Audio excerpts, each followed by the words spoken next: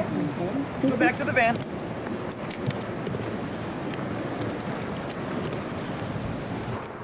"13 penstocks run down through the plant. Now these penstocks are 24-foot diameter steel tubes. They're encased in cement. They run 450 feet in length. They take water from this forebay up here, run the water down through those tubes. It causes the turbines at the bottom to spin. The forebay at the top runs a half a mile through the trees in that direction back there. At the end of the forebay is another major plant called the Lewiston Pump Plant, and that has 12 pump generators in it. Behind that plant, a 1,900-acre reservoir that holds 20 billion gallons of water. 2 underground tunnels I told you about that bring the water here under our city. They enter in right back here in front of this plant, and they begin 2.5 miles above the falls on the upper river. Okay? The power plants can't take enough water from excuse me. The power plants can't take enough water from the upper river in the daytime because of a treaty that was signed in 1950 between the U.S. and Canada. Basically what that treaty says, from May 1st until October 31st in the summer, the power plants, half of the river has to go over the falls for tourism, okay? Because tourism is such an important industry here now also, okay? So at night, the power plants are allowed to take more water because less people are looking at the falls. What they do is a lot of that water, when it gets here, they pump.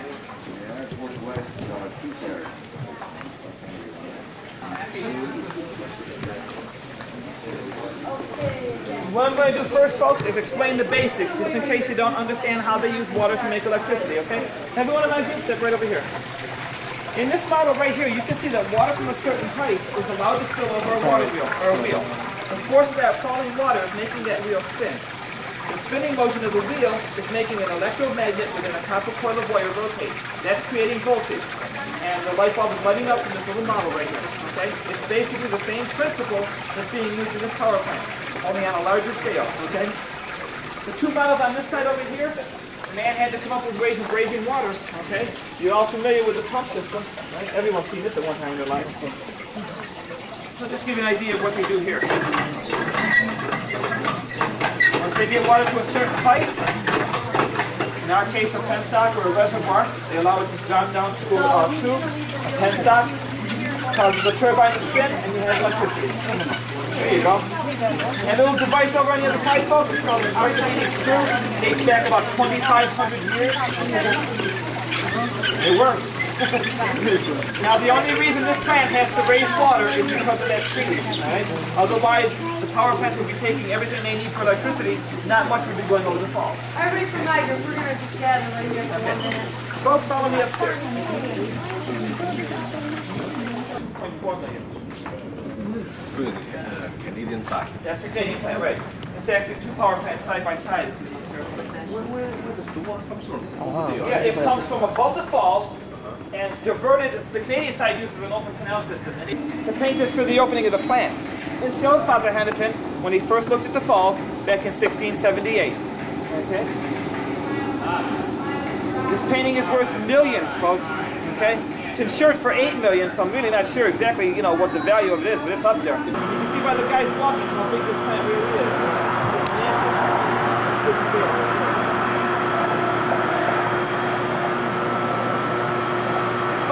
They poured 3.6 million cubic yards of concrete for this project. And if they were to pave the road with that much cement, it would be a 2-lane highway, 8 inches thick, running from Niagara Falls, New York to Miami, Florida.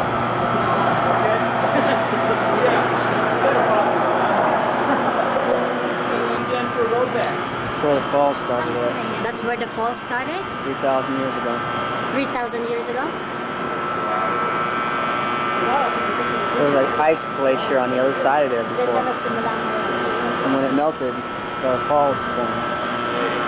The falls formed from where the glacier was set, lower than up here on the higher land, so the falls started. And it eroded its way downriver. Not like a touch. I heard a click, yeah. To where it is now.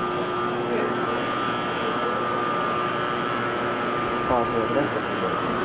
Beautiful. Another 12 miles downriver is Lake Ontario.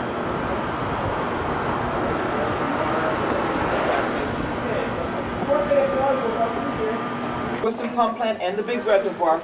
The white lights that go across the center of the model indicate those underground tunnels. and you can see where they start on the upper Niagara River, about 2 miles above the falls, and how they go 4.5 miles right across our city to the forebay of the power plant. Where's the pole? The falls is down in your lower right-hand corner. Oh. And the Canadian Falls started right down here where the Robert Moses Parkway sign is. You see the drop in elevation? Folks, that drop in elevation that you see over to your extreme left, past the bridge, it's a 250-foot drop in elevation. It's called the Niagara Escarpment. It runs east and west of here for over 300 miles throughout New York State and Ontario, Canada. And it was all caused by the weight of the Wisconsin glacier that came to an end there. Okay? And then when that glacier moved back, the Niagara River began falling over the edge. And then all the where they are today. You're looking due north right there. Jimmy, can you tell where we slept last night? Do you know where we slept last night? Can you see it? I see it. We take the corner. It's that right there. I'll take a picture for you and I'll show you on TV, okay? And they get most of the water from there. That's the quality end. And the canal goes all the way around where everyone's standing. It's a hotel from Monopoly. They have a major diversion to make with their water. This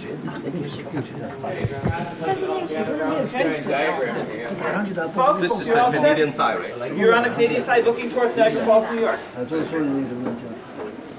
Let's go this way, folks. Canal system 即係佢係 underground 嘅地方，運火式嘅。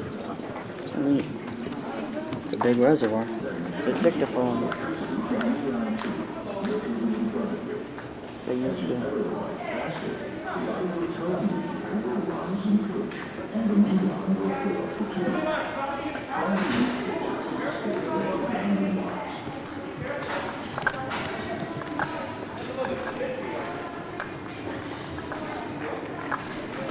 That was Jimmy there for a second.